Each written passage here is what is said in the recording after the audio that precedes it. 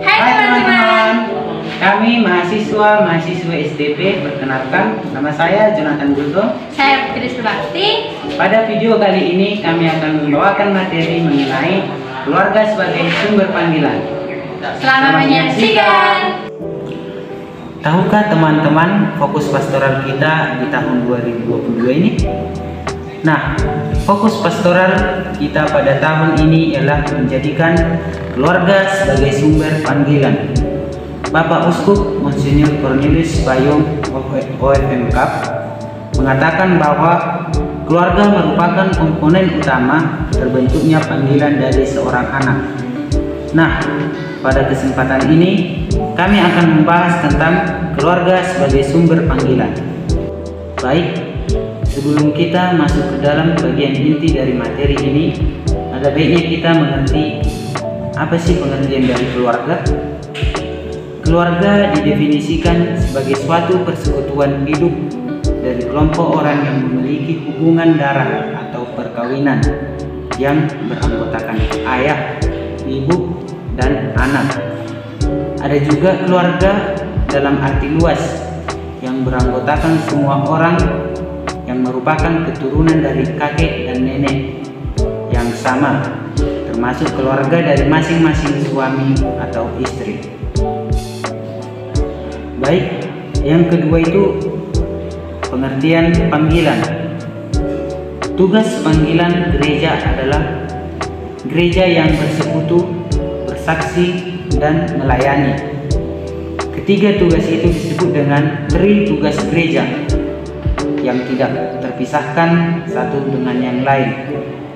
Dengan adanya tri tugas ini, gereja menjadi dinamis untuk menghadirkan tanda-tanda kerajaan Allah di tengah dunia.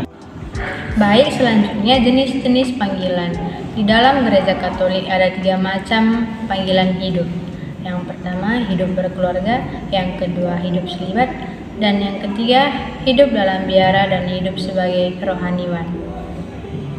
Hidup membiara adalah suatu cara hidup selibat atau tidak menikah yang dijalani oleh mereka yang terpanggil untuk mengikuti Kristus secara tuntas.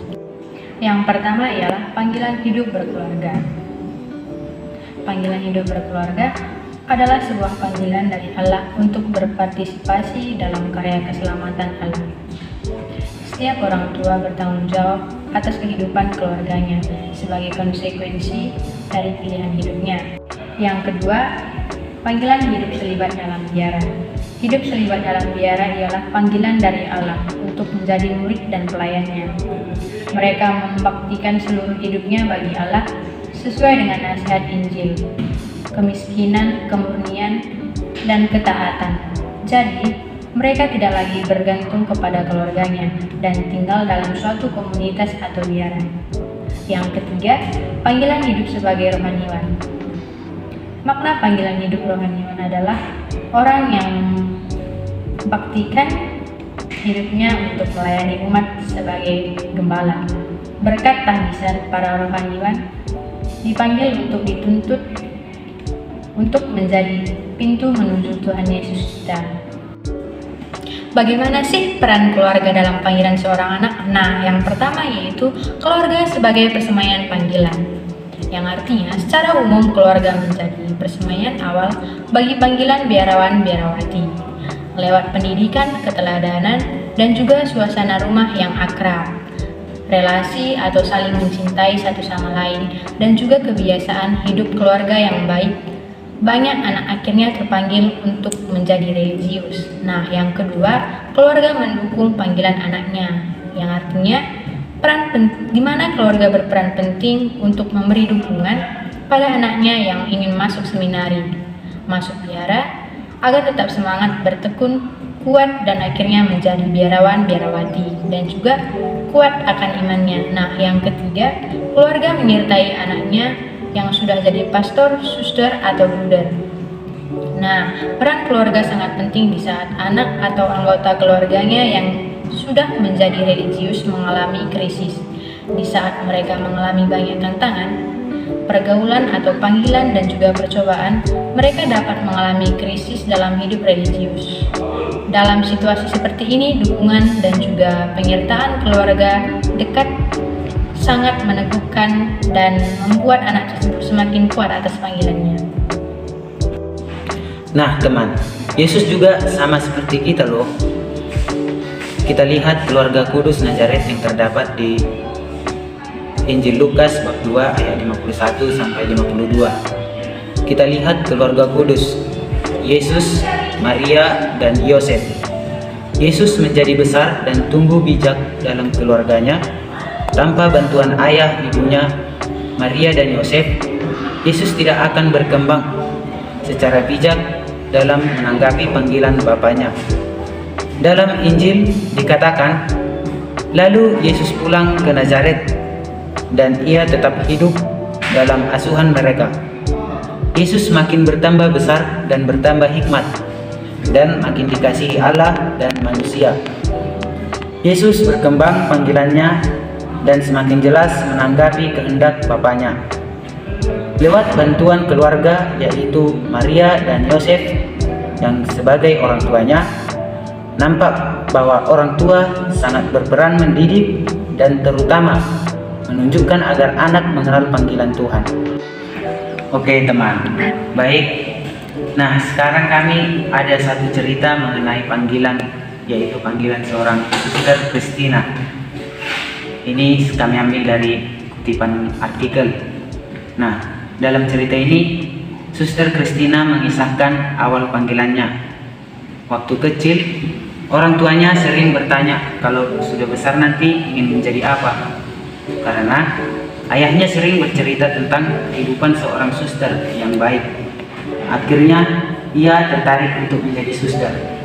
Sejak itu, orang tuanya sering mengajaknya berdoa agar Tuhan memilihnya menjadi seorang suster.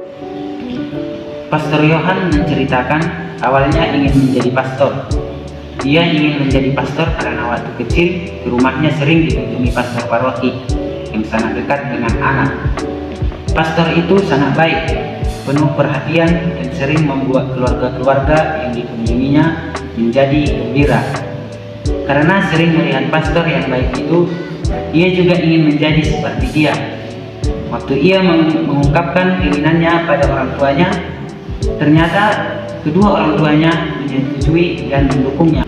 Bruder Dermawan waktu pesta 25 tahun hidup membiaranya menseringkan bagaimana ia menjadi kuat dalam panggilan meskipun ada banyak tantangan dan percobaan.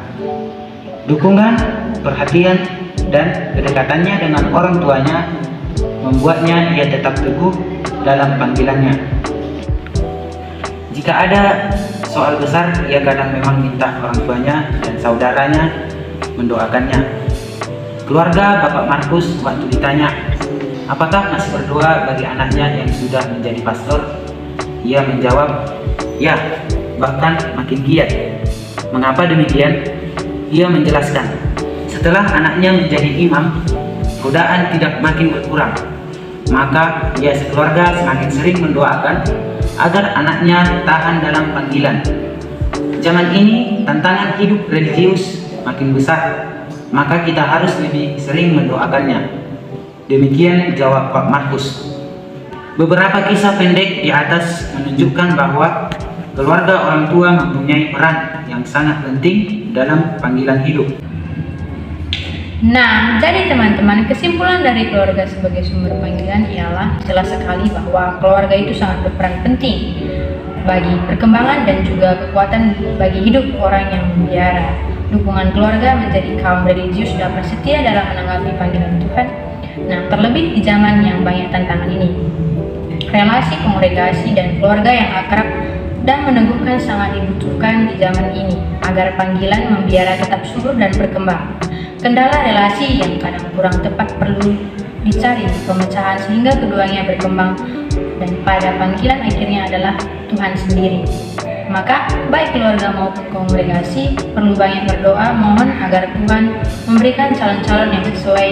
Sekian video penjelasan dari kami, semoga bermanfaat. Terima kasih.